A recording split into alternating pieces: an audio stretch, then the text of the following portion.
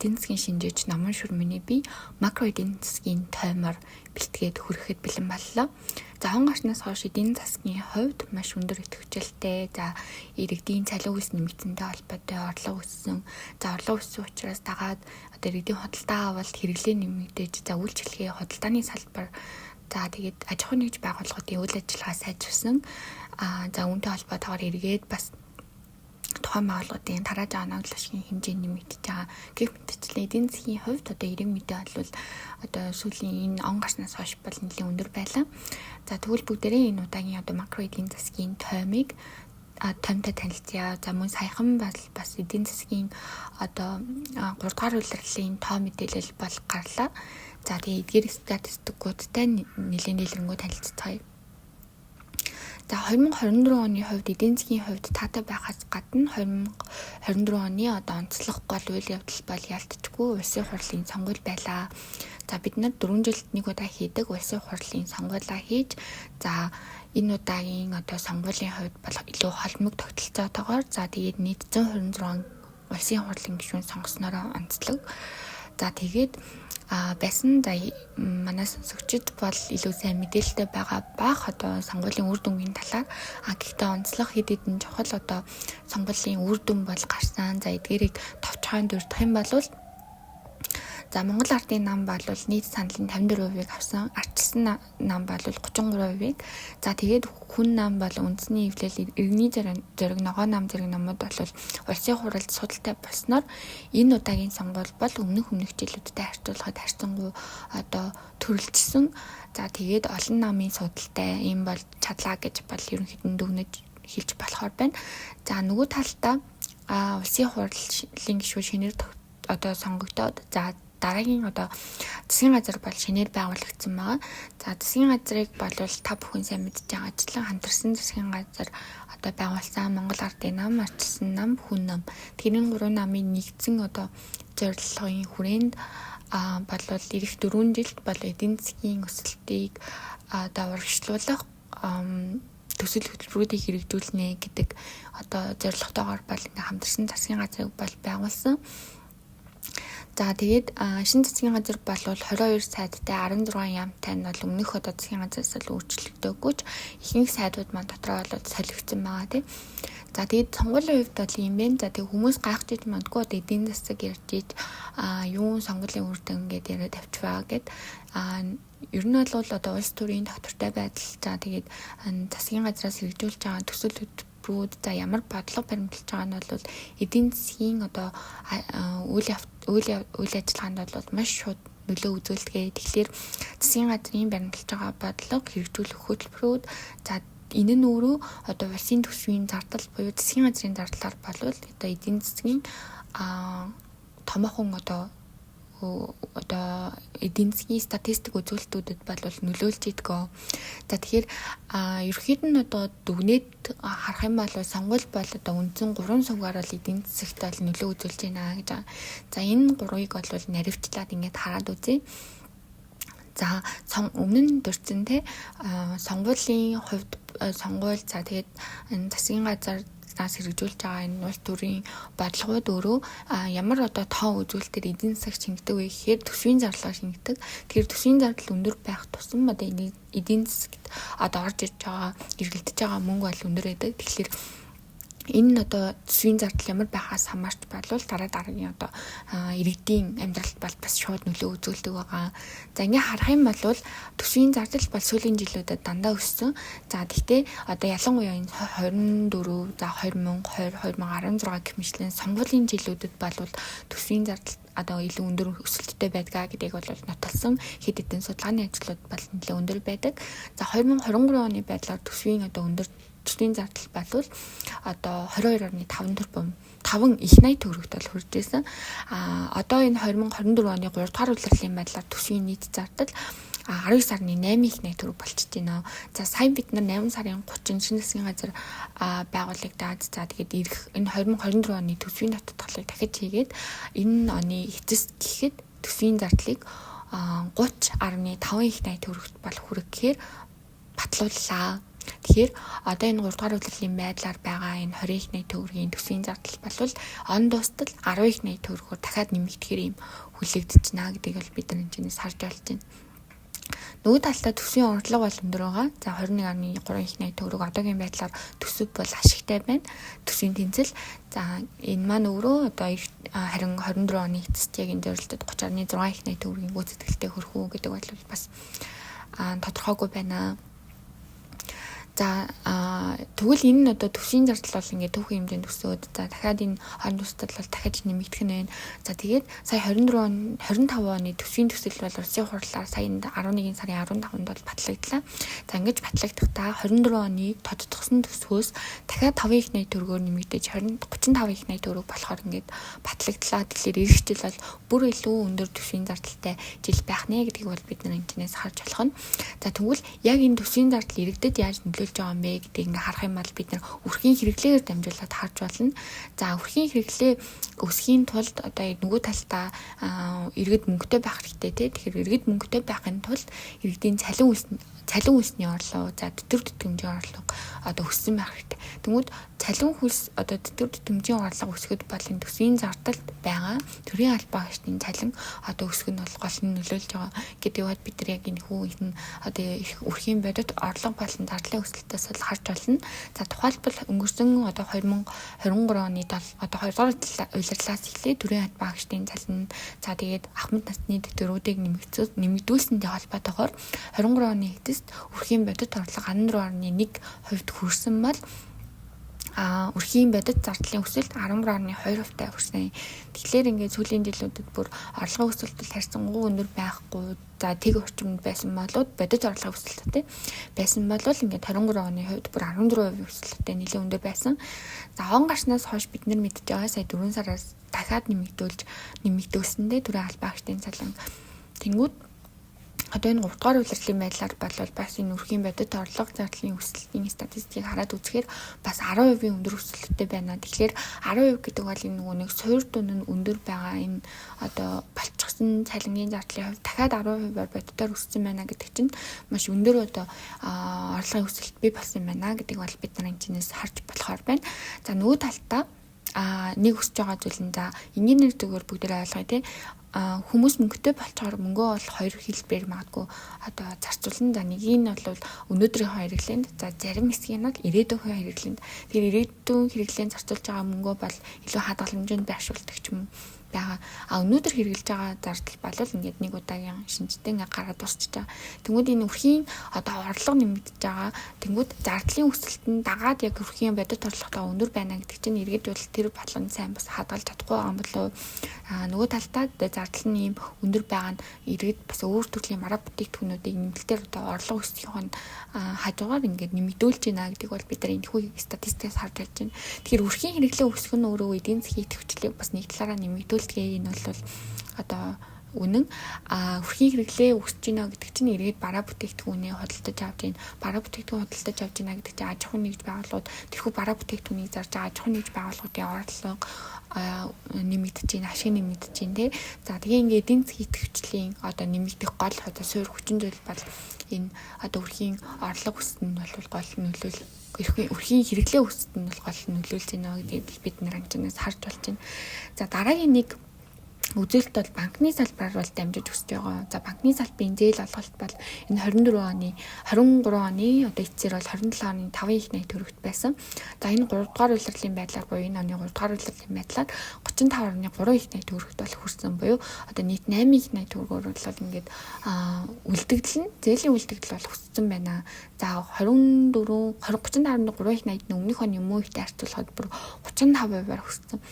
За зээл яагаад өсөд байна гэдгийг ингээд зөвхөн энгийнээр ойлгох юм бол ихэнх хүмүүс ингэж боддог те. За хүмүүс ингээд мөнгөтэй болцсон. За орлого өсөөд мөнгөтэй харилцсан чи харьцангуй зээл авах магадлал бол буураад байдаг гэж бодсон боловч нөгөө талдаа орлого өсөж ийн гэдэг чинь тухайн одоо иргэний зээлчих чадварыг нэмэгдүүлж ийн те.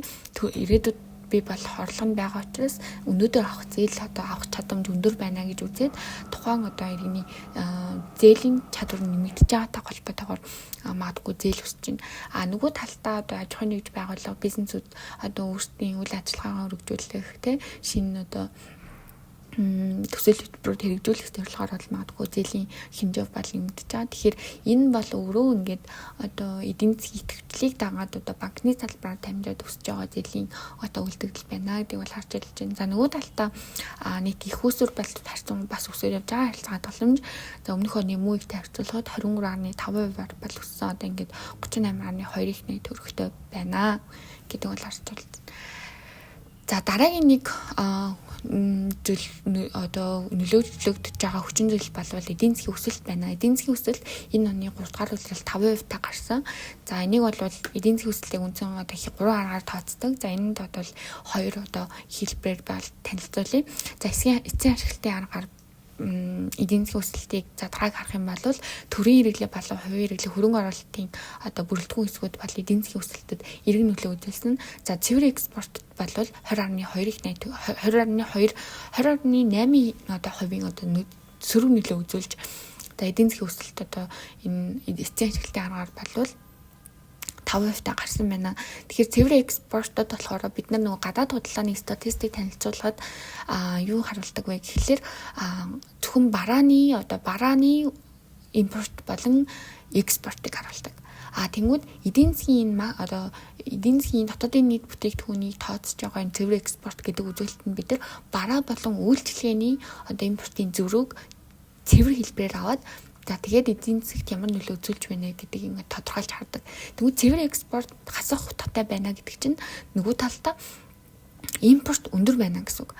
За бид нар сая эдийн одоо хэрэглээний өсөлтийг харсан тийм эдийн засгийн одоо өсөлт бол маш өндөр байгаа нь бол хэрэглээгээр дамжиж байна. За тэнгууд энэ өрхийн хэрэглээ маш өндөр байгаа нь өөрөө манай улсад яаж нөлөөлж байгаа вэ гэхээр бид нар ихэнх бараа үйлчилгээгээ одоо импортоор авдаг. Тэнгүүд бид нар өөрсдөө үйлдвэрлэгч орн биш тий. За нөгөө талдаа манай улсын хувьд одоо эдийн засгийн бүтэц төрөлжилтөөс хамаарат манай улсын одоо үйлчлэгээний бараа бүтээгдэхүүний одоо импорт бол бүр маш өндөр байдаг. Ихэнх хүмүүс гадагшаа явж сурдаг.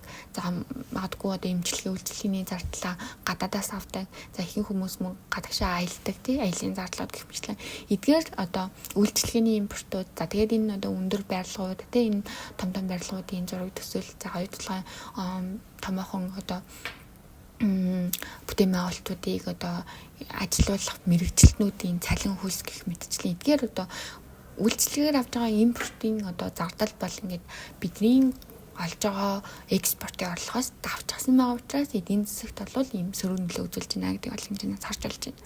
За нөгөө талдаа үйлдвэрлэлийн аргаар буюу салбараар нь ингээд задлаад хараад үзэх юм бол яг одоо ямар салбар илүү идэвхжүүлэлтэй байна гэхээр худалдаа болон үйлчилгээний салбар маш өндөр идэвхжүүлэлтэй. За худалдаа болон үйлчилгээний салбар өмнөх оны муутай харьцуулбал 4.6%-аар бол өссөн байна. Тэгэхээр 4.6%-аар өсгөд болвол мэдээж нөгөө эрхийн хэрэглээ өсөж байгаа тийм нөгөө импортоор бараа бүтээгдэхүүн оруулж ирж байгаа аж ахуйн нэгж байгууллагуудын орлого нэмэгдэж байгаа. Энэ маань өөрөө энэ салбарын идэвхжил гол нь нөлөөлж байна. За хөдөө аж ахуйн салбарын өсөлт бол одоо уналттай хിവэрэ байгаа. За мөн 3.5%-ийн одоо сөрөг нөлөө үзүүлсэн байна. Тэгэхээр ингээд хөдөө аж ахуйн салбарыг бас ингээд оруулахгүй тооцох юм бол эдийн засгийн хувьд боддоор 8%-аар өсөх юм боломжтой байсан байна гэдгийг бол энгийнээр бид нар энэс харж болно. За гадаад худалдааны статистиктэй танилцъя. Экспортын хувьд бол одоо он гарснаас хойш бол эхний илрэл бол тасралтгүй хасах утгатай байсан. За төдийлөн өндөр биш байсан. За сая 10 сард бол харьцангуй өмнөх одоо сараас идэвхжиж 5.9% бол хүрсэн экспортын орлого. За экспортын орлогот 60 орчим хувийг бүрдүүлдэг нүүрсний бит хэмжээ бол гол нь нөлөө үзүүлж байгаа. Тэгээ нүүрсний үн бол унаад байгаа гэсэн нөгөө талдаа бид нар одоо нүүрсийнхаа бит хэмжээг бол нэмэгдүүлж чадаад байгаа. Тэгэхээр нүүрсний хувьд бол яг хэдэн зүйлсүүдийг ярьж болно. Гэтэ товчхон дурдах юм бол нүүрсний одоо бит хэмжээ өсгöd болвол хятадын дотоодын үйлдвэрлэл буурс нь бол гол нь нөлөөлж байгаа. Тийм болохоор одоо мэдээж дотоодынхаа хэрэглээг хангахын тулд одоо хятад улс бол манайхаас авж байгаа нүүрсний бит хэмжээгээ бол ингээд нэмэгдүүлээд явж байгаа. Энэ оны эцэст бол засгийн газрын зорилттой түвшин болох 78 сая тонн нүүрсний бит хэмжээнд бол харих боломжтой бол одоогийн байдлаар харагдаж байна. За 10 сарын байдлаар бол одоо нүүрсний хэлийн үнд 96.9 одоо $1 бол хүрсэн байна. Тэгэхээр одоо өмнөх оны одоо муу үед бол $121 байсан. Тэгэхээр нүүрсний үн бол их одоо жилүүдэд бол бүрэл буурах одоо төлөвтэй байна. За нөгөө талдаа импортын өсөлтийг хараад үзэх юм бол импорт бол ингээд тасралтгүй өндөр өсөлттэй 20-с дээш хувийн өсөлттэй. Сая 10 сарын байдлаар нийт импорт 26.8%-аар бол өссөн байна. За тэгээ импортын бараа бүтээгдэхүүний бүрдүүлж байгаа голлох одоо бүтээгдэхүүнүүд бол хөрөнгө оруулалтын шинжтэй бараа бүтээгдэхүүн буюу одоо хүнсний бус хэрэглээнүүд байна. Иргэд нөгөө орлого өссөн болохоор за дагаад хэрэглээгээ бол ийм материаллык бараа бүтээгдэхүүнээр илүү төлхөө нэмэгдүүлж байна гэдгийг бол энэ нөгөө одоо автомашины импорт статистикаас харуулж болж байна. За тэгээ дээрэс нь энэ одоо аж ахуйн нэгж байгууллагуудын хэрэгэлдэг энэ өөрсдийн одоо тоног төхөөрөмжийн импортч гэдэг юм уу те эдгээр бүтээгдэхүүнүүдийн импорт бол өссөн нь бол одоо энэ импортын өсөлтөд гол нь нөлөөлж байна. За тэгээ машины импорт өндөр байгаатай холбоотойгоор мэдээж шатхууны импорт бол дагаад өссөн байна. За тэгвэл мөнгөний бодлого ямар байгаа вэ гэдгийг хараад үзье. За мөнгөний бодлогын хувьд бол одоо инфляц төв банк бол инфляцийн зөрчил түвшин бол барьж ажилладаг те. Тэгэхээр инфляц бол сая эхний хагас жилд бол 5.1% бол хүрч буурсан. За үүнээс хойш сүүлийн одоо 5 сарын турш бол тасралтгүй одоо өслөө 10 сарын байдлаар инфляц 7% гарсан байна. За нөгөө талдаа бол бодлогын хүү энэ онд бол 13%-аас 10% болоод ингээд нийт 3 удаа нэгж хувиар бол тус бүр буурлаа. Одоо ингээд бодлогын хувь 10%-тай байна. Магадгүй инфляц одоо яг энэ түвшнөр ингээд тасралтгүй сүрд хам бол бодлогын хувь дахиж буурах одоо орон зай магадгүй байхгүй болов уу гэж бас харж байна. За тэгээд одоо нөгөө эрчим хүчний реформтой холбоотойгоор бол энэ хэрэгжээд эхэлж байгаа тий. Одоо эрчим хүчний зардал бол өсөж байгаа гэх мэтлэн. Тэгэхээр 11 сарын 15-наас 140 төгрөг байсан цахилгааны зардал 150 кВт цаг хүртэлх хүртэлхэд бол 175 төгрөг, 150-аас 300 кВт цаг хүртэл бол 256 төгрөг, 300 кВт-аас одоо дээш байх юм бол 285 төгрөг болж дундаж зардал нь 280 төгрөг болж өсөхөөр байна. За тэгээд Монгол банкнаас хийсэн судалгааны хувьд хараад үзэх юм бол аж ахуйн нэгж байгууллагын зардал дунджаар 30%-аар өснө. За суур инфляцийг бол оны эцэст 1.1%, за эх жил одоо 1.7%-аар нэмэгдүүлэх хүлээлттэй байна гэдэг ийм дүгнэлтийг бол Монгол банкнаас хийсэн судалгаа хэлж илээ. За дараагийн нэг чухал одоо макро эдийн засгийн үзүүлэлтүүд бол юу гэдэг вэ гэхээр төлбөрийн тэнцэл байна. За тэгэхээр төлбөрийн тэнцэл ямар байгаас хамаарат гадаад валютын нөөцөд нөлөө үзүүлнэ. За гадаад валютын нөөц ямар байгаас хамаарат ханш сулрах уу эсвэл чангарах уу одоогийн түвшинд байх уу гэдэг энэ нь одоо дүгнэлтийг бол бид нар хийж болдог байгаа. За тэгэхээр төлбөрийн тэнцлийн гол хоёр дансанд бол урсгал болон хөрөнгөний данс бүрддэг. За урсгал дансанд бол одоо манай улсын эдийн засгийн одоо өсөлтөд 20.8%-аар сөргөнөлөө үзүүлж байсан бараа үйлчлэгээний импортын бүрэлдэхүүнийг урсгал данс нь одоо харагдуулж идэг. Тэгэхээр урсгал данс 2024 он гарснаас хойш татвартгүй алдагдaltaй байлаа гэдэг нь юуг харуулж байна гэхээр бидний одоо үйлчлэгээний импорт, барааны импорт маш өндөр байна. Бид нар гадагшаа олон улсад маш их хэмжээний валютыг гаргаж байна. За энэ нь бол өөрөө урсгал дансны алдагдлыг хүргэхэд гол нь нөлөөлж байна. Тэгэхээр урсгал данс алдагдaltaй байна гэдэг чинь төлбөрийн тэнцэл алдагдaltaй байх суурь хүчин зүйлс болж байна. За энэ 24 оны 9 сарын байдлаар төлбөрийн тэнцэл 250.8 сая долларын алдагдaltaй байна. Тэгэхээр төлбөрийн тэнцлийн алдагдал бол өөрөө юунд нөлөөлж өгөө гэхээр одоо төлбөрийн тэнцлийн өөрчлөлт бол өөрөө гадаад валютын нөөцөд нөлөөлдгөө. За гуан бол оны 2023 оны эцэст 4.9 тэрбум долларт хүрч ирсэн. За энэ 24 оны 10 сарын байдлаар 4.7 тэрбум доллар байна. За өнгөрсөн оноос бол харьцангуй буурсан. За энэ жилийн үед яг харьцангуй манай улсын хувьд одоо томоохон төлөлтүүдийг хийсэн. За хуралдаа бондын үлдэгдэл төлбөр. За тэгээд Хятадын ардын банктай хийсэн одоо swap бэлтгэлийн ашиглалтыг 2 дахин бууруулсан гэмэжлэн ингээд гарах одоо гадаад валютын төлбөрийн урсгал бол өндөр байсантай холбоотой гуан бол буурсан.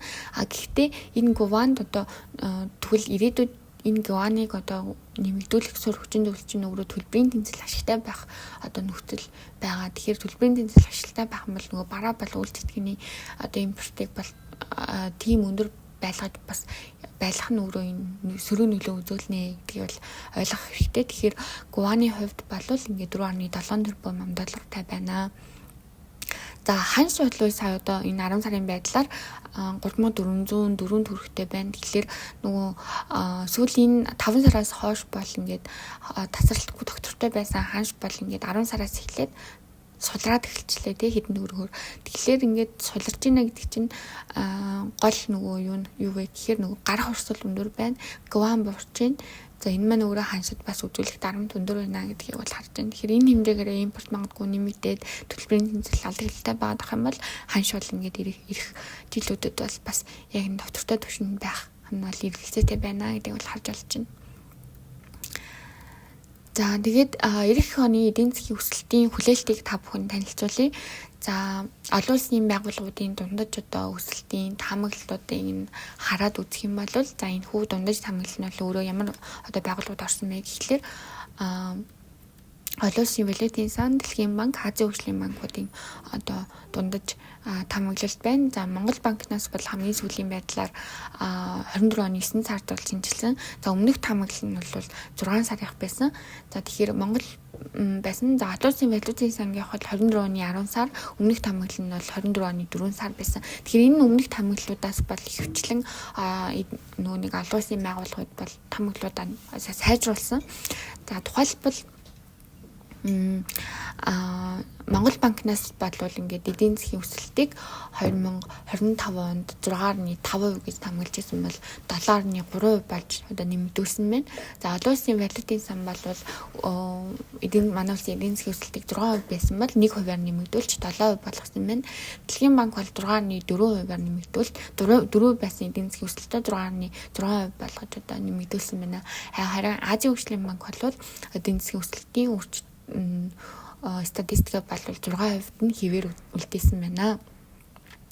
За эдийн засгийн хувьд ийм өндөр төвчлөлтэй байгаатай холбоотойгоор бол энэ хүү одоо нөлөө бол эх онд балмаадгүй үргэлжлэх хүлээлттэй байна. Эдгээр байгууллагуудын одоо энэ хүү эдийн засгийн өсөлтийн дүгнэлтийг хийх гол нөлөөж байгаа одоо дүгнэлтүүдийг танилцуулах юм бол тиймээсэн. За тэгээд цаашлаад одоо олон улсын байгууллагуудын одоо харж байгаагаар болвол энэ засгийн газраас ирэх 4 жил хэрэгжүүлж байгаа одоо энэ мега төслүүдийн санхүүжилт амжилттай босгогдоод за улс орондоо ингээд яг хэрэгжээд эхлэх юм бол манай улсын эдийн засаг бол өндөр идэвхжүүлэлтэй хэвээр байна гэдгийг бол бас дурдсан байсан.